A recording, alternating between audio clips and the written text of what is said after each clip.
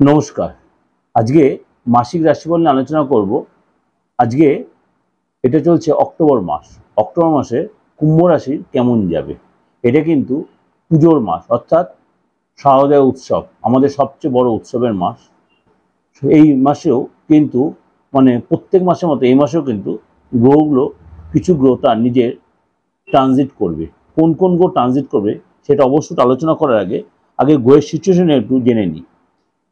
কারণ এই মাসে কিন্তু মালব্য যোগ তৈরি, কেননা শুক্র 9th হাউসে রয়েছে। কারণ কুম্ভ রাশি শুক্র 9th হাউসে মালব্য যোগ তৈরি করছে, আপনার বিরাট কিছু আপনার লাভ দেবে। শনি আপনার রাশিতে রয়েছে এবং 2nd হাউসে রাহু রয়েছে। 4th হাউসে আপনার বৃহস্পতি রয়েছে। 9 তারিখে এই বৃহস্পতি আবার বক্রি হবে এবং মঙ্গল রয়েছে 5th হাউসে। অষ্টমে রয়েছে সূর্য, বুধ, চন্দ্র, কেতু। সূর্য, বুধ, চন্দ্র, কেতু। আর শুক্র যেটা বললাম 9th হাউসে মালব্য যোগ তৈরি করছে। এবার চলুন এই মাসে আমাদের উৎসবের রিলেটেড জেনে নেই। 2 তারিখে হচ্ছে মহালয়, অর্থাৎ সেদিন পিতৃপক্ষের অবসান, অর্থাৎ পিতৃপক্ষ শেষ হয়ে এবার দেবীপক্ষ স্টার্ট হচ্ছে। অর্থাৎ সেদিন থেকে আমাদের সবচেয়ে সেরা উৎসব দুর্গাপূজা আরম্ভ হচ্ছে এই মাসে। 9 তারিখে ষষ্ঠী এবং 13 তারিখ হচ্ছে আপনার দশমী। আর 16 তারিখ আবার 17 তারিখ দুদিনই পড়ছে পূর্ণিমা। এবার সেদিন লক্ষ্মী পুজো কবে সেটা আমি বলে দেবো ইন ডিটেল পুজোটা। এবং আমি নবরাত্রি আপনাদের প্রোগ্রাম দেবো, যেহেতু এটা পুজোর মাস তার জন্য আলোচনা করে দিলাম। 29 তারিখ হচ্ছে ধনতেরাস, 31 তারিখ থেকে 1 তারিখ দুদিনই পড়ছে আপনার দেওয়ালি।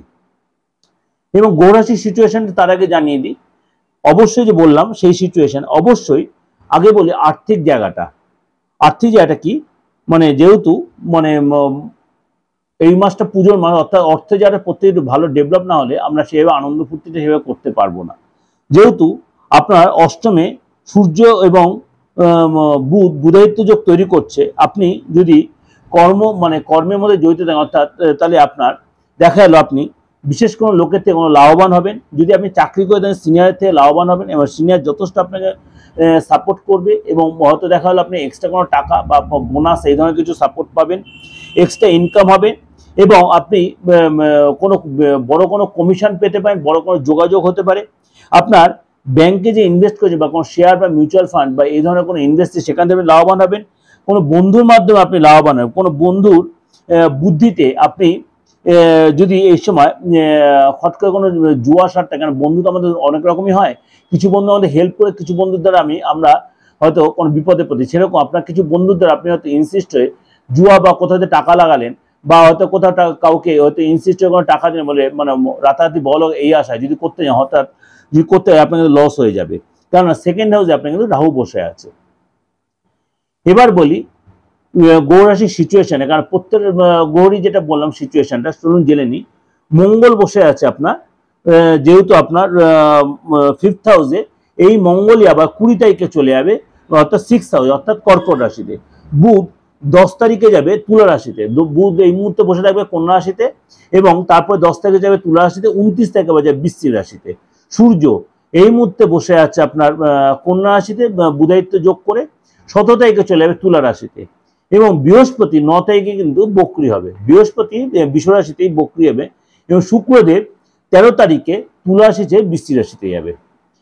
এবার একটু আলোচনা করি। এবার আপনাদের প্রোগ্রামটা শুনছেন, এই যে নবরাত্রি রয়েছে বা কেন পুরো মাসটাই এখন তন্ত্রের নানা রকম কাজের সময়, কেননা দেওয়ালি রয়েছে, ধনতেরাস রয়েছে, বা ধরুন আপনার যে নবরাত্রি রয়েছে বা মহালয়া দেবীপক্ষ স্টার্ট হয়ে মহালয়া শেষ হয়ে গিয়ে এই সময়টা কিন্তু আপনারা অনেকেই যোগাযোগ করার চিন্তা ভাবনা করেছিলেন। আপনারা বলবো যে এই সময় যদি আপনার তন্ত্রমতে কোনো কাজকর্ম করাতে চান বা যোগাযোগ করতে চান বা আপনার যদি নিজের কোনো ব্যক্তিগত কোনো প্রবলেম নিয়ে যোগাযোগ করতে, অবশ্যই বুকিং নয় ফোন করে নেবেন। কারণ বুকিং নয়টা আমার রয়েছে 9433960106 8910073325। আর যদি আপনি বিচারও করাতে চান অবশ্যই, কেন আমি মোটামুটি এই সময়টাই কলকাতার মধ্যেই থাকবো, কারণ নিজস্ব চেম্বারে সেটাতেও কিছু আপনি যদি যোগাযোগ করে, আপনি যারা বাইরে থেকে এই সময় আসছেন তারাও কিন্তু এই সময় যোগাযোগ করে নিতে পারেন। শরীর স্বাস্থ্য নিয়ে বলি, যেহেতু শনি আপনার ঘরে বক্রি অবস্থায় রয়েছে 15 তারিখ পর্যন্ত আপনি কিন্তু একটু সাবধানে চলাফেরা করতে, বিশেষ করে হাত পায়ে কোনো চোট লাগতে পারে, ব্যথা বেদনা হতে পারে, ডক্টর হসপিটাল যেতে, বিশেষ করে পেটের কোনো প্রবলেম বা হাতে পায়ে চোটাতে কোনো প্রবলেম হতে, মাথার যন্ত্রণা হতে পারে, কোনো ক্রনিক কোনো ডিজিজ, বিশেষ করে ব্লাড প্রেশার, সুগার এই ধরনের প্রবলেমে ভুগতে পারে। 16 তারিখের পর থেকে শরীরটা আস্তে আস্তে ইম্প্রুভ হবে এবং আপনাকে বলবো এই সময় লোকের সাথে বেশি ইরিটেটেড হয়ে কথা বলবেন, না হলে লোককে আপনাকে আননেস ইরিটেট করবে এবং প্রেশারটা হাই হয়ে যেতে পারে। আপনাকে বলবো অবশ্যই জিম যোগে এর মধ্যে জয়েন করতে, তাহলে শরীরটা অনেকটা বেটার থাকবে। এবং পুরনো বন্ধুর সাথে অবশ্যই দেখা হবে, অনেক পুরনো বন্ধু, তার কথা কোনো প্রভোকেটেড হয়ে কোনো ভুল কাজে আপনি জড়িত হবেন না।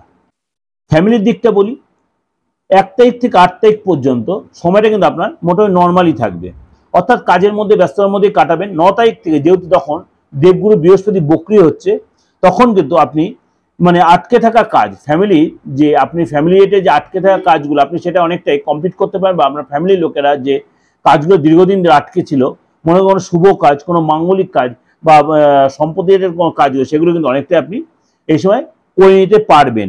বা এই সময় কোনো বাড়িতে কোনো রিনোভেশনের কাজ করতে, সেই জন্য একটু খরচ হতে পারে, বা আপনি হয়তো একসাথে ফ্যামিলির লোকেদের বা আপনার লাইফ পার্টনারের সাথে বা আপনি বন্ধুর সাথে কোথাও ছোটো ঘুরতে যেতে পারেন। আপনি বিবাহিত, আপনার সন্তান থেকে দেয়, সন্তানের এই সময়টা বিশেষ করে নাক কান গলার কোনো প্রবলেম হতে পারে, জ্বর কাশি বা ভাইরাল কোনো ফিভার হতে বা ইনফেকশন হতে পারে।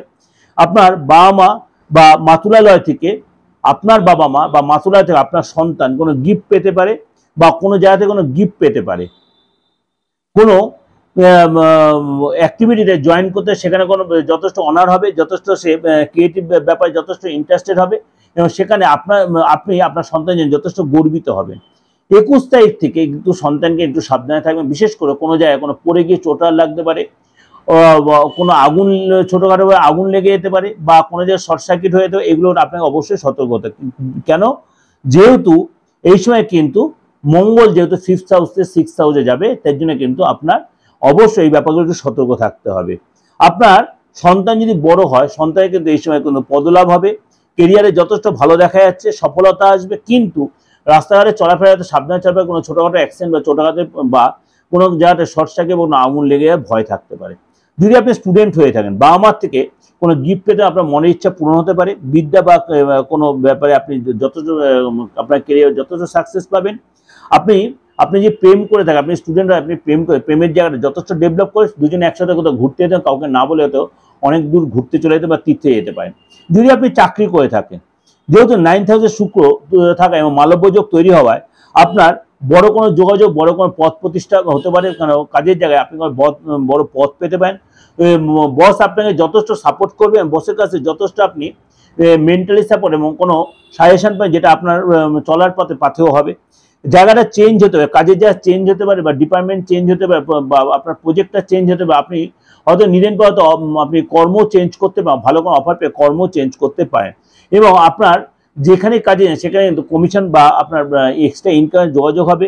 বৈদেশিক কোনো জায়গা থেকে আপনি লাভবান হবেন, বৈদেশিক কোনো জায়গাতে আপনি যথেষ্ট, অর্থাৎ 29 তারিখ পর্যন্ত সময়টা কিন্তু আপনার যথেষ্ট ফেভার থাকে। বৈদেশিক যে কাজ সাকসেস, বৈদেশিক কাজে যে আটকে ছিল, সরকারি আটকে থাকা কাজে সাকসেস, অর্থাৎ সময়টা কিন্তু কুম্ভ রাশির জন্য যথেষ্ট ফেভারেবল।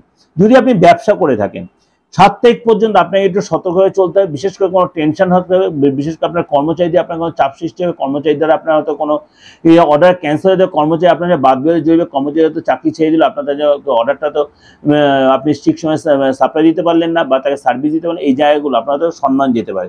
7 তারিখের পর থেকে সময়টা, অর্থাৎ 8 তারিখের পর থেকে যখন বা 9 তারিখের পর গুরু যখন বক্রি হয়ে যাবে, তখন আপনার আস্তে আস্তে ব্যবসায় ডেভেলপ আসবে এবং সেল বাড়বে, এবং আপনার মেশিন বা ডিভাইস যে নতুন কিছু কেনাকাটি, সেখানে কিন্তু আপনার আস্তে আস্তে সেই জায়গাটা অনেকটাই মানে রিকভারি করতে বা আপনি ডেভেলপ করতে পারবেন।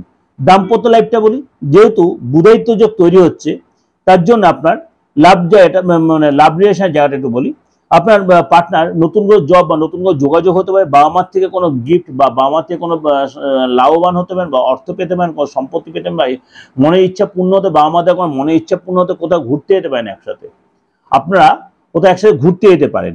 আপনার পার্টনার কোনো পদ প্রতিষ্ঠা পেতে পারে, সরকারি কোনো গুড নিউজ পেতে পারেন, সরকারি কাজ যেটা আটকে ছিল, কোর্ট কাছে যে ঝামেলা অশান্তি বা সম্পত্তির যে প্রবলেমগুলো ছিল আপনার পার্টনারের বা আপনার, সেগুলো কিন্তু অনেকটাই মিটিয়ে নিতে পারবেন। এই সময় একসাথে দুজন শপিং করতে যেতে পারেন, বা কোনো কিছু রিনোভেশনের খরচ হতে পারে, এবং আপনাদের মধ্যে বন্ডিংটা যথেষ্ট ভালো হবে।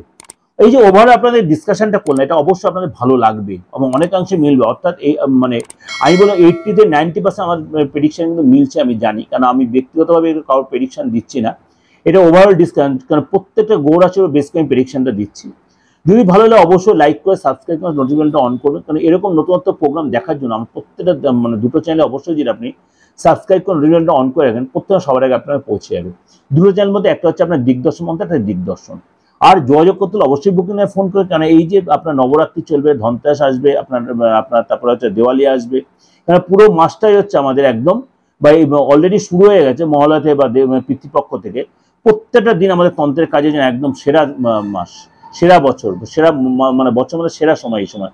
আপনার যারা মানে যোগাযোগ করতে দেশের যে কোনো প্রান্ত থেকে বা বিচার করতে চাইছেন, পুজোর সময় যে কারো কনফিউশন দিয়ে পুজোর সময় প্রার্থনা বিচার অবশ্যই করবো, কিন্তু বাইরে যাব না। আপনি কলকাতার চেম্বার আমাকে যখনই পাবেন, আমার বর্ণনার চেম্বার আপনি আমাকে পেয়ে যাবেন, স্মৃতিমোহনের চেম্বার। ভালো থাকবেন, পুরো পুজোটা আপনার ভালো মতো করা। নমস্কার।